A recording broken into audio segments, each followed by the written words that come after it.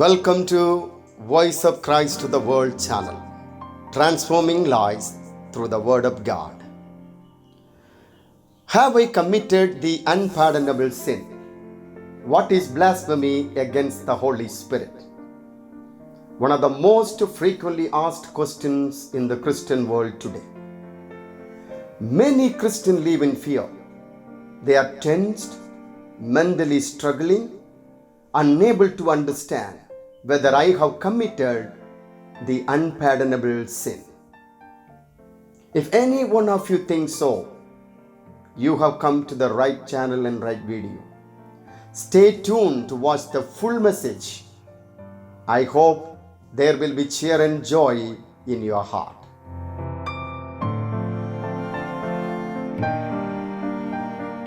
This incident is recorded in all three synoptic gospels, Matthew, Mark and Luke.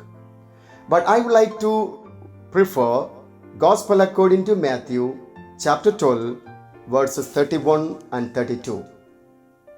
Jesus says, "Therefore I tell you, every sin and blasphemy will be forgiven, but the blasphemy against the Holy Spirit will not be forgiven. Whoever speaks a word against the Son of Man will be forgiven, but whoever speaks a word against the Holy Spirit will not be forgiven in this age or the age to come." So Jesus says here, anybody speaks against the Son of Man will be forgiven. You speak against me, speak against God, speak against the Bible, speak against the church, it will be forgiven. But the blasphemy against the Holy Spirit will not be forgiven. So Jesus gives an exemption, except the blasphemy against the Holy Spirit. Why Jesus says? To whom Jesus says? So in order to understand, we need to go to the context. Remember, the context is very important for us to understand why Jesus said and to whom Jesus said. In Matthew chapter 12, verses 22, 23, 24, a demon-possessed man was brought to Jesus. He was blind and mute. Jesus healed him. Instantaneously he was healed. Seeing this miracle, people who were there, they were astonished. Is it not wonderful? He began to speak. He began to see. Seeing this miracle, the local Jewish people began to speak. Could this be the son of David? All of a sudden, the Pharisees, hearing this, they wanted to divert the mind of the Jewish community, the so-called local people there. So they just said, this man is doing these miracles through the power of Beelzebub, the prince of demons. They are accusing Jesus of driving out demons through the help of Satan, instead doing it through the help of the Holy Spirit. They are attributing the work of the Holy Spirit to Satan and blaming Jesus as he was possessed by demons to do this. Now, many people think, oh, the so-called Pharisees, they didn't know who Jesus was. Did Pharisees know who Jesus was? Of course they know. I want to give you two examples from the Bible. Gospel according to John, chapter 3, verses 1 and 2. A man, a Pharisee named Nicodemus, came to Jesus in the night. He was a member of a ruling Jewish council. He said, "Hey Rabbi, Master, we know that you are a teacher who has come from God. No one could do these miracles unless God were with him." So he says he accepts that we know that you have come from God. Another example, Gospel according to John, chapter 12, verse 13. Immediately after Jesus rose Lazarus from the dead, Jesus' popularity grew all around Jerusalem, and people sang Hosanna to Jesus. Blessed is he who comes in the name of the Lord, the King of Israel. So they knew Jesus was the Son of God. He was the Messiah. Then why would they want to crucify him? I want to give you two reasons. Number one, Jesus' popularity grew like anything. Friends, just imagine an amazing man called Jesus walking on this earth, doing all kind of miracles, supernatural miracles, rising the dead, walking on the sea, having absolute control over the nature. And his profound teaching, his love and compassion attracted millions of people. So there was always thousands of people following Jesus. As a result, their synagogue were getting empty. They were frustrated with Jesus and they wanted to stop the flow. Number 2, in Matthew chapter 23 verse 13, Jesus said, "Woe to you, you teachers of law, you Pharisees and hypocrites, you shut the door of the kingdom of heaven upon the faces of people. You do not enter, neither you will allow others to enter." Jesus directly opposed them and said, "You are the stumbling block. You are the hindrance of people coming to know the truth." So these so-called Pharisees were waiting for a chance to accuse Jesus. Now listen, Jesus has done this miracle through the power of the Holy Spirit. In Luke chapter 4, verse 18, Jesus says, "The Spirit of the Lord is upon me. He has anointed me to preach the good news to the poor. And he has sent me to proclaim freedom to the captives, restore the sight of the blind, and set free the captives." So Jesus was doing all these miracles by the power of the Holy Spirit.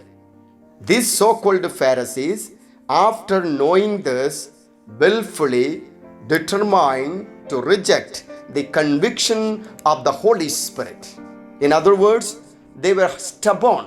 They hardened their heart and they said, "No, you are not doing it through the help of the Holy Spirit. Instead, you are doing it through the help of Beelzebub, the prince of demons." Looking at this inhuman, looking at this evil act, Jesus said, "This is the blasphemy against the Holy Spirit." Dear friends, when the Holy Spirit speaks to us, when Holy Spirit convicts us, we need to be careful. We need to pay attention and we need to turn around. We need to confess, repent, and come closer to God.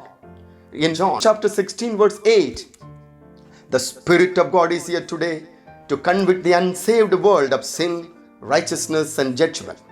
This is the work of the Holy Spirit to convict people. Anyone who remains stubborn, anyone who remains unrepentant, continues to willfully reject the work of the Holy Spirit, may lead them to blasphemy against the Holy Spirit. So what is blasphemy against the Holy Spirit? Willful, determined rejection about the conviction of the Holy Spirit. If the Holy Spirit convicts you of the sin, you need to repent and come closer to the Lord. That's the only reason Jesus came into this world and died for us on the cross of Calvary. Remember, in Matthew chapter 12:31, Jesus said, "Any sin can be forgiven." Whatever the sin that you have done, it can be forgiven. I want to give you a classical example from 1 Timothy chapter 1 verse 12, 13 and 14. Apostle Paul says, "I thank Christ Jesus our Lord, who has gave me the strength, counted me trustworthy, and appointed me to this service." And now listen, in verse 13 he says, "Once I was a blasphemer, I was a persecutor, I was a violent man, I was a sinner, but I was given mercy because I have done this in ignorance and unbelief." Paul accepts that I done all kinds of sin, and he specifically says I was a blasphemer, but I was given mercy. I have done these all things in ignorance and unbelief. Friends, do you know, whatever we do in ignorance, what all the sins we have done in the past, my Jesus can forgive you. That's why I love this beautiful scripture. 1 John chapter 1 verse 9. If we confess our sins, he is faithful and just to forgive our sins and cleanse us from all unrighteousness. He has come to cleanse us from all our unrighteousness. Don't think that you're such a horrible sinner that God cannot accept. You are such a horrible man that your sins cannot be forgiven. Anytime you take a decision to come to Jesus, his hands are open. Remember the prodigal son story? When the son comes back, father accepts him. So friends, I just want to tell you, if you have a heart for the Lord, if you have a heart to read the word of God, if you have a heart to grow in God, If you have a heart to know what the Lord's plan for you, you have not rejected the work of the Holy Spirit. This is the work of the Holy Spirit inside of you. Stop worrying. Stop the fear that is dominating you. This is a lie. This is a deception. The Holy Spirit is working inside of you. That's the reason it's prompting you to read the Word. That's the reason you are reading the Word. That's the reason you are listening to even this channel. Cheer up. Holy Spirit is with you. I want you to be like Paul. Paul once was a blasphemer, but no longer. He became a greatest theologian. He became a great missionary. And he went to third heaven. And he was an inspiration for many of us. So be on fire. Don't be trapped in the scheme of Satan. Your sins have been forgiven through the blood of Jesus Christ. Go ahead and do great and mighty things for the Lord, and may God bless you. Friends, I believe this message was an encouragement for you. If you believe it will encourage your friends, please share to them. And forget not to subscribe my channel. I will be sharing the word of God once every week. Stay tuned. God bless you.